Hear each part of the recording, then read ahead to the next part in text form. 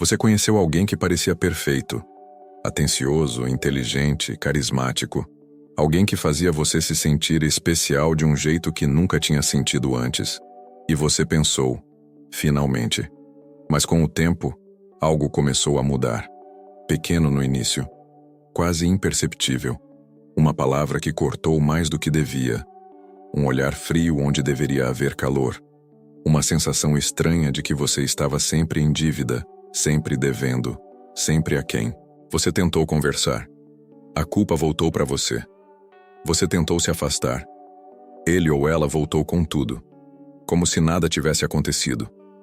E o pior de tudo, você ficou em dúvida se o problema era você. Não era. O que você viveu, ou o que alguém próximo a você está vivendo agora, tem nome, tem padrão, tem estrutura. E é exatamente sobre isso que vamos falar hoje, sem rodeios, sem jargão vazio, sem aquela conversa de autoajuda que não resolve nada. Hoje o assunto é sério e pode mudar a forma como você enxerga pessoas, relações e até a si mesmo. 2 perfis. 2 tipos de destruição, mecanismos completamente diferentes. E uma pergunta que muita gente faz, mas quase ninguém responde com honestidade. Qual dos 2 faz mais estrago na sua vida? Psicopata ou narcisista? A resposta não é simples, mas ela é real. E você vai sair daqui com ela. Quando você ouve a palavra psicopata, o que vem na sua cabeça? Um assassino em série? Aquele vilão de filme que mata sem piscar o olho? E quando ouve narcisista? Aquela pessoa obcecada com a própria imagem, que posta foto o dia inteiro e só fala de si mesma? Pode jogar esse retrato fora. Ele não serve para nada na vida real. Os perfis mais perigosos não aparecem com aviso. Eles não chegam sinalizando o que são. Eles chegam bem vestidos, com discurso afinado, com o exato tipo de atenção que você estava precisando receber. Eles funcionam. Eles convencem. Eles sobem de cargo, constroem famílias, lideram equipes. E enquanto fazem tudo isso, deixam um rastro de pessoas confusas, exaustas e destruídas que nem sempre conseguem explicar o que aconteceu. Isso é o que a ciência chama de personalidade sombria de alta funcionalidade. E é muito mais comum do que qualquer estatística consegue capturar, porque grande parte dessas pessoas nunca é diagnosticada, nunca senta em frente a um psicólogo, nunca recebe um rótulo clínico. Elas simplesmente vivem, operam e afetam tudo ao redor delas com uma eficiência perturbadora. O erro mais perigoso que você pode cometer é achar que reconheceria um desses perfis de longe, que teria um sexto sentido, que algo te avisaria antes. A realidade é que o sistema de alarme interno de qualquer pessoa normal é desarmado justamente pelo charme, pela consistência inicial e pela forma como esses perfis aprendem, rápido e com precisão, o que você precisa ver para baixar a guarda. E é aí que tudo começa. Para entender o perigo real de cada um desses perfis, você precisa parar de olhar só para o comportamento externo. Qualquer pessoa consegue observar o que alguém faz. O que quase ninguém consegue enxergar é o que acontece por dentro. E é exatamente aí que narcisista e psicopata se separam de forma radical. Vamos começar pelo narcisista. Por fora, ele projeta grandiosidade, segurança, a sensação de que é melhor, mais capaz, mais importante. Mas por dentro, existe um vazio que ele mesmo não consegue nomear. Uma ferida antiga, muitas vezes construída na infância, numa relação com figuras de cuidado que falharam de formas específicas, ou que supervalorizaram de forma distorcida. O resultado é uma estrutura de personalidade que depende, de forma compulsiva, do olhar do outro para se sustentar. Isso tem nome clínico: suprimento narcísico. E funciona como uma droga. O narcisista precisa de admiração, de confirmação, de poder sobre a narrativa das relações ao redor dele. Não por arrogância simples, por sobrevivência psíquica. Retire esse suprimento e você vai ver o que está por baixo da armadura: raiva, colapso, vazio insuportável. Ele não é forte. Ele é frágil com uma blindagem muito bem construída. Agora olha para o psicopata. A diferença não é de grau, é de natureza. O psicopata não tem uma ferida escondida por baixo de uma máscara. Ele não está sofrendo em silêncio enquanto machuca os outros. O que a neurociência mostra, com consistência, é que há diferenças reais no funcionamento do cérebro dessas pessoas. A amígdala, estrutura responsável pelo processamento do medo e da empatia emocional, responde de forma atenuada ou quase inexistente a estímulos que em qualquer outra pessoa provocariam reação imediata. Isso significa que quando você está sofrendo na frente de um psicopata, ele não está suprimindo uma reação. Ele simplesmente não tem a reação que você esperaria. Não é crueldade consciente o tempo todo. É ausência de fiação emocional, onde deveria existir conexão. E aqui está o ponto que separa os dois de forma definitiva. O narcisista precisa de você. O psicopata não precisa de ninguém. Ele usa pessoas como recursos. Quando o recurso se esgota, ele descarta sem peso, sem culpa, sem olhar para trás. Um depende de você para existir. O outro simplesmente não se importa se você existe ou não. Essa diferença muda tudo. Muda o tipo de dano que cada um causa. Muda a forma como cada um opera dentro de uma relação. E muda, de forma decisiva, o que você vai enfrentar quando tentar sair. Nenhum dos dois chega na sua vida causando estrago imediato. Se chegassem, você fecharia a porta na cara deles e seguiria em frente. O que torna esses perfis verdadeiramente perigosos é exatamente o que acontece antes do estrago. É a entrada. É a conquista. É o momento em que você decide, conscientemente ou não, que essa pessoa merece um lugar na sua vida. E esse momento não é acidente, é roteiro. O narcisista usa uma técnica que a psicologia chama de love bombing, bombardeio de amor. Mas esse nome suaviza demais o que realmente acontece.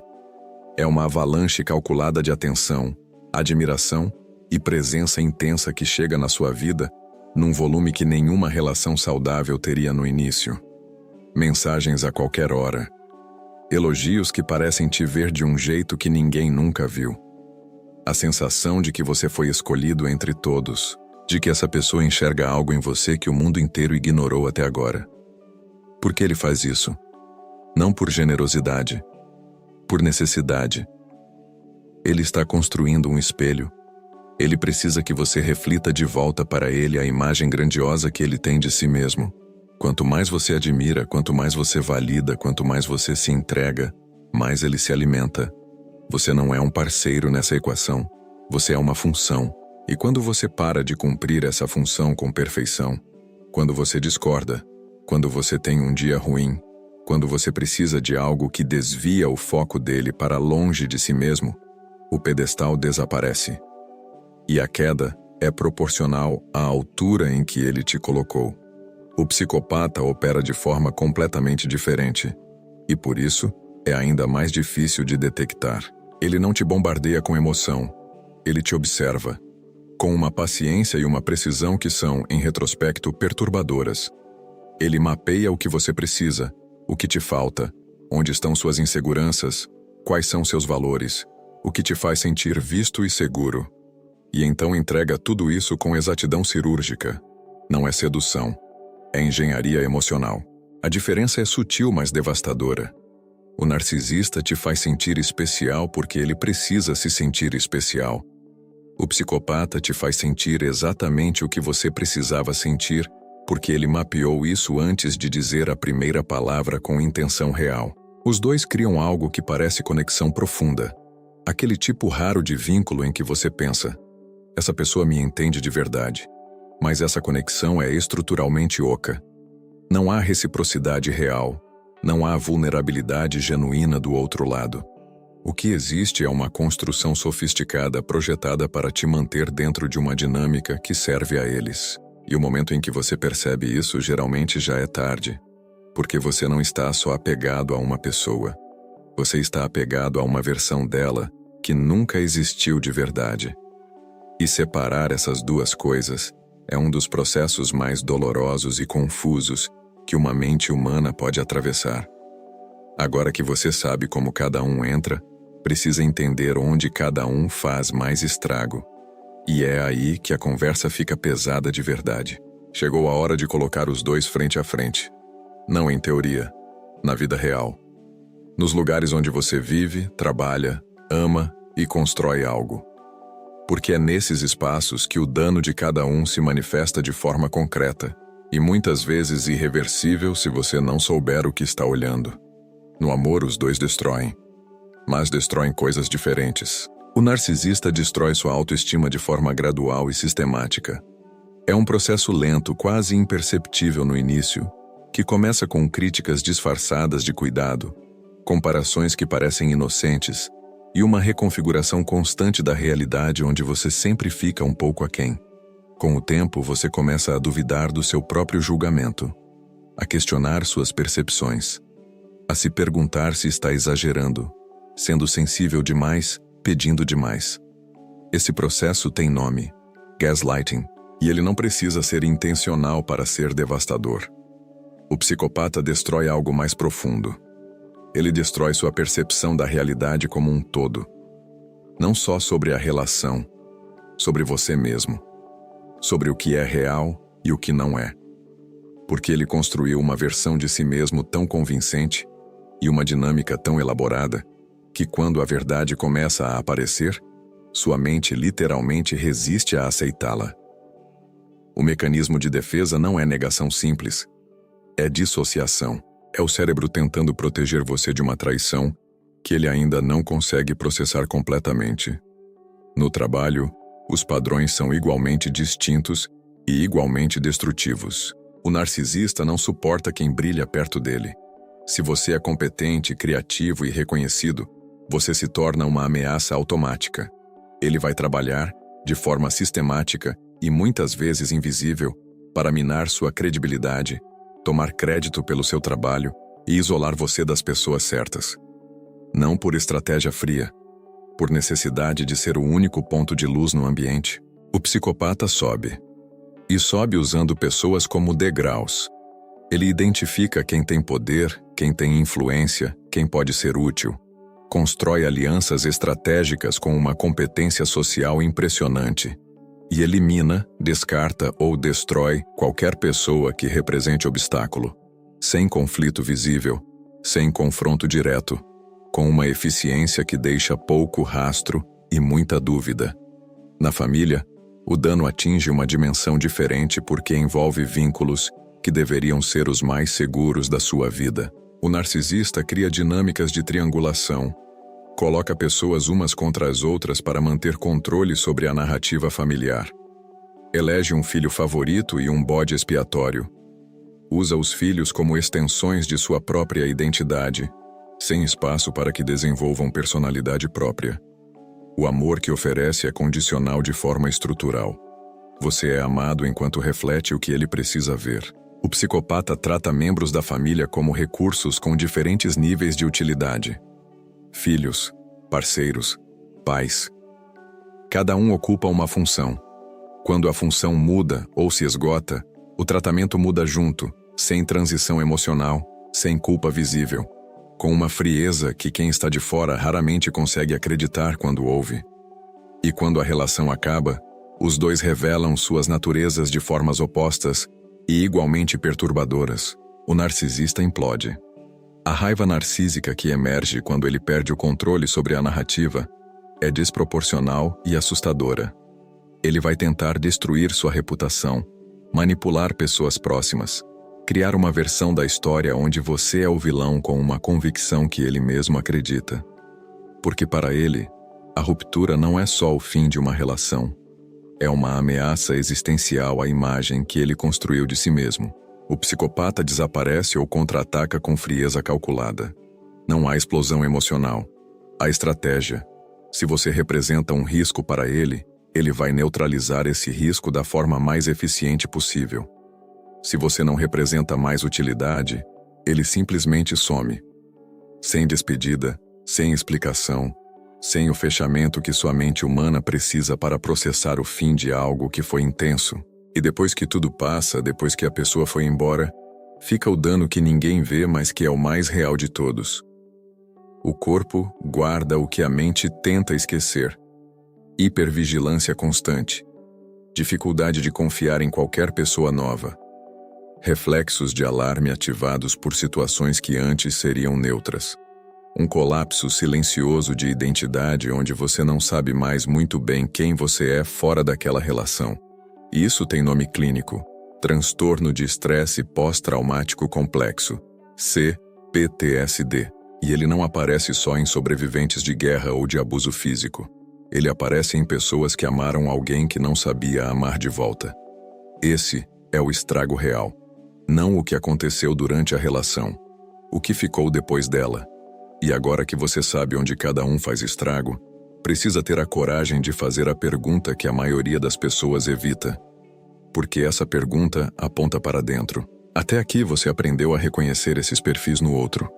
Nos comportamentos, nos padrões, nas estratégias que cada um usa para entrar na sua vida e causar dano. E isso é necessário. Mas existe uma camada dessa conversa que a maioria dos vídeos sobre esse assunto nunca tem coragem de tocar. E é exatamente essa camada que pode mudar tudo para você. Por que você? Não é uma pergunta de culpa, é uma pergunta de consciência. Porque esses perfis não escolhem vítimas aleatoriamente. Eles são atraídos, de forma quase instintiva, por determinadas características em outras pessoas. E entender quais são essas características não significa que você fez algo errado. Significa que você tem algo valioso que foi explorado de forma errada. Pessoas com alta capacidade empática são alvos preferenciais. Não porque sejam fracas, porque conseguem sentir o outro de um jeito que o narcisista e o psicopata nunca vão conseguir. E essa capacidade, que é uma força genuína, se torna uma vulnerabilidade dentro de uma dinâmica distorcida. Você tenta entender, tenta reparar, tenta encontrar a lógica emocional por trás de comportamentos que não têm lógica emocional nenhuma. Pessoas com feridas antigas de abandono ou rejeição também são alvos frequentes. A teoria do apego, desenvolvida por Bowlby e expandida por Ainsworth, mostra como os padrões de vínculo formados na infância moldam a forma como você busca e mantém relações na vida adulta. Se você aprendeu cedo que amor vem acompanhado de instabilidade, que precisa se esforçar para merecer atenção, ou que ser abandonado é uma questão de tempo, você vai reconhecer como familiar uma dinâmica que qualquer pessoa com apego seguro reconheceria como alarme imediato. E aqui vem a parte que exige honestidade real. Todos nós carregamos traços que, em graus extremos, aparecem nesses perfis. A necessidade de validação existe em qualquer ser humano. A capacidade de agir por interesse próprio em determinadas situações também. A diferença entre um traço humano comum e um padrão patológico está na intensidade, na rigidez e no impacto que esse padrão causa nas pessoas ao redor. Reconhecer isso não é romantizar o comportamento destrutivo. É entender que o mundo não se divide em monstros e vítimas com uma linha clara entre os dois. É uma distribuição de traços, contextos e histórias que se encontram de formas complexas. E existe outra dimensão dessa pergunta que é ainda mais desconfortável. Às vezes, o que nos prende a esses perfis não é ingenuidade, é familiaridade. O caos emocional de uma relação com um narcisista pode parecer, no nível inconsciente, com algo que você já viveu antes. Com um pai ou mãe que amava de forma condicional. Com um ambiente onde você precisava se adaptar constantemente para ser aceito. O sistema nervoso aprende padrões. E ele reconhece como conhecido o que deveria reconhecer como perigo. Isso não é fraqueza. É neurobiologia do trauma. E entender isso é o primeiro passo para interromper o ciclo. Porque a pergunta mais importante não é quem é o mais perigoso entre os dois. A pergunta mais importante é: o que em mim ainda não foi cuidado o suficiente para que eu consiga reconhecer esse padrão antes de estar fundo demais dentro dele? Essa pergunta não tem resposta rápida. Mas ela é a única que realmente importa.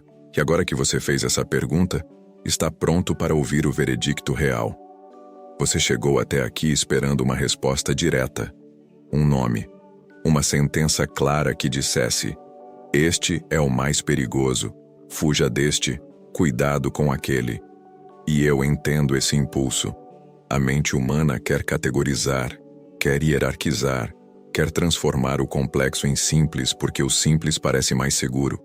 Mas a verdade honesta não cabe numa resposta simples.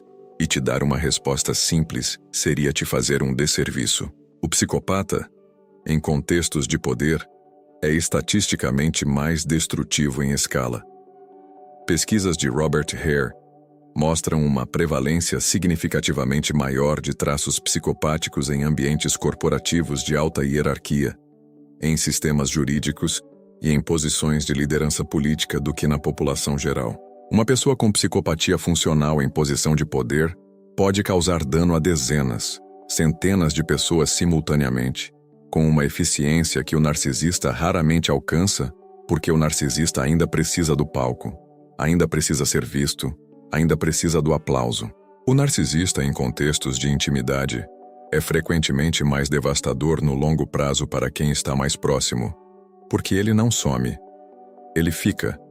Ele oscila entre idealização e desvalorização, num ciclo que mantém você preso numa montanha-russa emocional por anos. O dano acumulado de uma relação longa com um narcisista, especialmente dentro de um casamento ou de uma dinâmica familiar, é um dos padrões de trauma relacional mais documentados na literatura clínica sobre abuso emocional. Mas aqui está o ponto que muda tudo. O mais perigoso para a sua vida especificamente não é determinado pelo diagnóstico da outra pessoa. É determinado pela combinação entre o perfil dela e o perfil seu.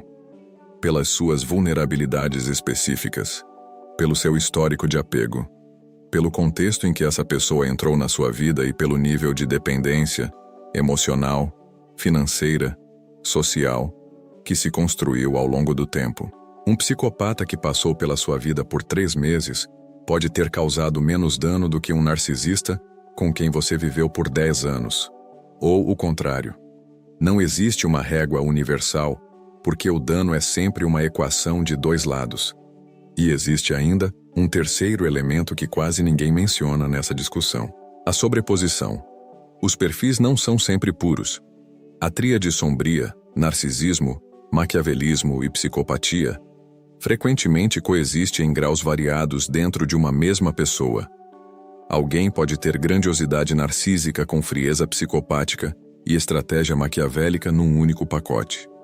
E esse pacote é o mais difícil de detectar, o mais difícil de nomear e o mais difícil de sair, porque não se encaixa perfeitamente em nenhuma categoria. Então qual é o mais perigoso? O mais perigoso é aquele que você ainda não aprendeu a reconhecer. Aquele cujos sinais você normaliza porque parecem familiares. Aquele que encontrou a exata combinação de características que desarmam o seu sistema de alarme interno. Aquele que chegou na hora certa com as palavras certas para a ferida certa. Conhecimento não é garantia de proteção, mas é a única ferramenta real que você tem. Porque você não pode se defender do que não consegue ver. E você não consegue ver o que nunca aprendeu a nomear. Você nomeou hoje. E isso já é diferente de onde você estava quando apertou o play. Informação sem direção é só peso. Você passou os últimos minutos mergulhado em padrões, mecanismos e verdades que a maioria das pessoas nunca para entender de verdade. E agora vem a parte que realmente importa. O que você faz com tudo isso? A primeira coisa é parar de procurar o diagnóstico no outro. Esse é o erro mais comum depois de um conteúdo como este. A pessoa assiste, reconhece padrões e imediatamente começa a catalogar todo mundo ao redor com um rótulo clínico. Ele é narcisista. Ela é psicopata. Aquele chefe tem tríade sombria completa. Esse movimento é compreensível, mas ele desvia o foco do único lugar onde você tem poder real de mudança, dentro de você mesmo. Use o que aprendeu como lente, não como martelo. A segunda coisa é levar a sério os sinais que você normalizou. Se algo neste vídeo acordou uma memória específica, uma relação atual, uma dinâmica que você vive e que agora tem contornos mais nítidos, não deixe esse reconhecimento escapar. A mente tem uma capacidade assustadora de voltar ao piloto automático depois de um momento de clareza. Escreva, nomeie, fale com alguém de confiança, ou procure um profissional que entenda de trauma relacional. porque esse tipo de dano raramente se resolve sozinho com força de vontade. A terceira coisa é fazer 3 perguntas sobre as relações mais importantes da sua vida agora. Primeira, nessa relação, eu me sinto consistentemente menor depois das interações, mesmo quando nada de explicitamente errado aconteceu? Segunda, eu consigo discordar dessa pessoa sem que haja uma consequência desproporcional, emocional, social ou prática?